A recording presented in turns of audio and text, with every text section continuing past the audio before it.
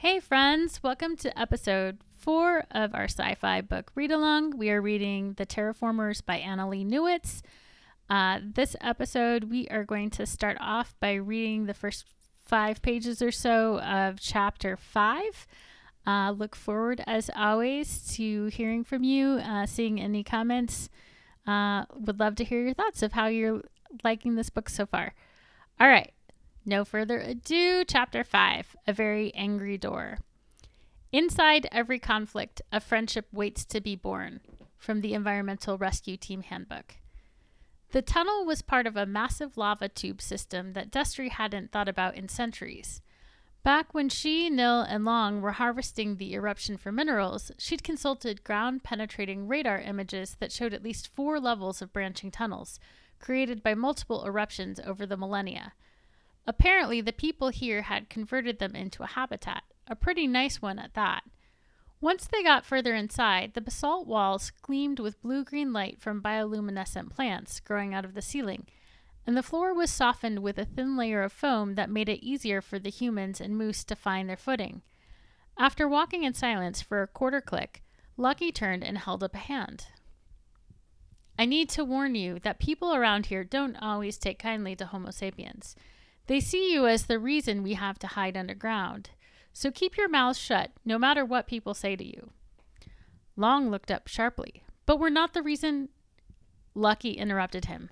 The atmosphere here is optimized for your bodies, eh? Rangers at the ERT will be more accepting, but it's hard to deny that Homo sapiens took over our land at La Ronge. It wasn't your land, Long snapped. If you build something, aren't you a part of it?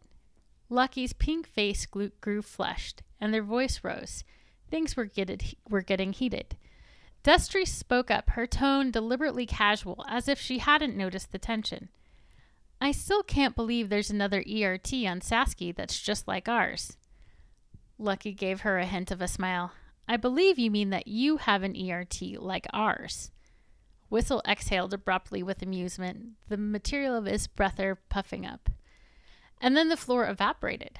Curses and bellows echoed off the walls as they fell, buoyed by the counter-gravitational force that barely slowed them down. Sure, they wouldn't smash to the ground and die, but all the non-flying members of the party were going to land hard on their asses at the bottom. Destry glimpsed flashes of underground city life as she plummeted past 3 levels. A warmly lit gym, the climbing walls deep green with moss, a market hall buzzing with noise and the smell of roasting onions. A shadowy warehouse full of hulking industrial tanks. Judging from the admittedly small sample size, she'd guess this place was as big as La Ronge, or even bigger. There could be thousands of people living in the honeycombed layers of crust above an enormous magma plume. How could anyone thrive in such a dangerous place, let alone an entire metropolis? With a thud, she landed on a thick mat next to Nil, struggling to catch her breath. They were sprawled at the south end of a long hall. Above them was a high ceiling carved out of the soft tuff of volcanic rock, illuminated by amber light that came from deep holes drilled into the soaring roof. People of all sizes and shapes streamed past their landing pad.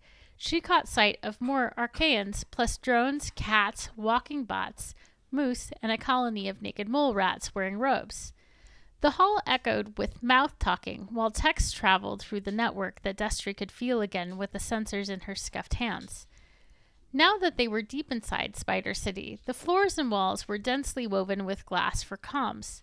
Unlike La Ronge, where the radio frequencies were stuffed with signals, this hidden city was optimized for data that couldn't be sniffed from the air, perfect for hiding from sensors.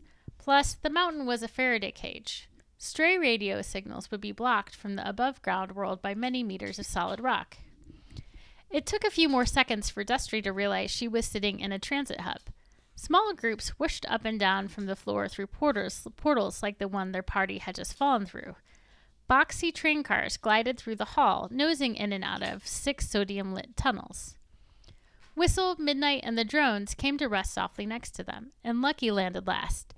Their broad, flat face and blue eyes reminded her of Homo neanderthalis, but no doubt they'd been sourced from a hodgepodge of hominins, then modified to take energy from Sasky's early atmosphere. Back then, the planet would have been an icy snowball, fractured by volcanism, its air a toxic combination of gases that her body could not process. Destry shook her head as she stood up, adjusting her breather, and reflected on how toxic was a matter of perspective. A couple of bots and 4 cats were staring at them openly, and now a few Archaeans had come to look too.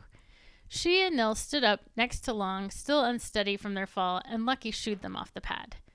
One of the Archaeans narrowed their eyes at Destry. "What have you brought us, Lucky? This a joke? You brought Homo sapiens into the city? They going to kick us out of this place too?" Lucky shrugged. "They rang at Jaguar. The council decided to let them in. They're from the ERT. "We're just here for research," Long said. "Shut up, sapiens. No one wants to hear your excuses." Lucky scratched their head and shot an apologetic smile at Long.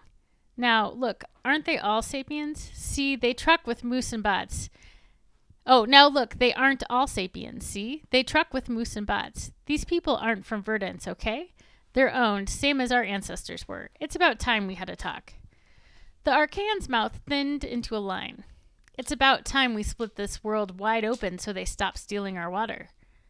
Though the context was missing, the threat was clear. Destry glanced at Nil, consciously keeping her face emptied of the anxiety that gripped her rib cage. Obviously, there was a lot they needed to understand about what was happening down here, but for now, she was going to take Lucky's advice and hold her tongue. Beside her, Whistle lowered his head, casually showing off the spread of his antlers, defensive but not aggressive. It was the ERT way, and Lucky acknowledged the moose with a subtle nod. "We'll explore options this week at the council meeting. Now we've got to go." The transit riders parted to make way for the weird masked group from the surface. As Lucky led them past several train platforms, the Homo sapiens earned a few more hard looks from other Archaeans. Nobody else said anything. Their silence felt somehow more judgmental than jeers. She tried to imagine how the people of L'Orange would deal with obvious outsiders like the Archaeans, and came up blank. Rangers would be curious. They'd been taught about the first settlers' role during Sasky's oxygenation. But most people in the city, the workers, maybe they wouldn't be openly hostile, but they probably wouldn't be welcoming either. Any kind of change usually meant Verdance was about to make their lives harder, and the sight of several Homo Archaeans and breathers wouldn't exactly be comforting. Certainly they wouldn't be promised an explanation at the council. In L'Orange, only ERT Rangers had a council, and it was more like a professional organization than a political body. Most workers in L'Orange didn't even know the ERT council existed.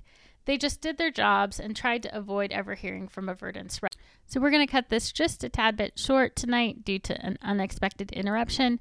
But hopefully you liked that introduction to Chapter 5. Next time we will start off with the first few pages of Chapter 6. Hopefully we'll get a little closer to 5 pages when we do the reading. I would love to hear your comments. Let's keep going along. All right, thanks guys.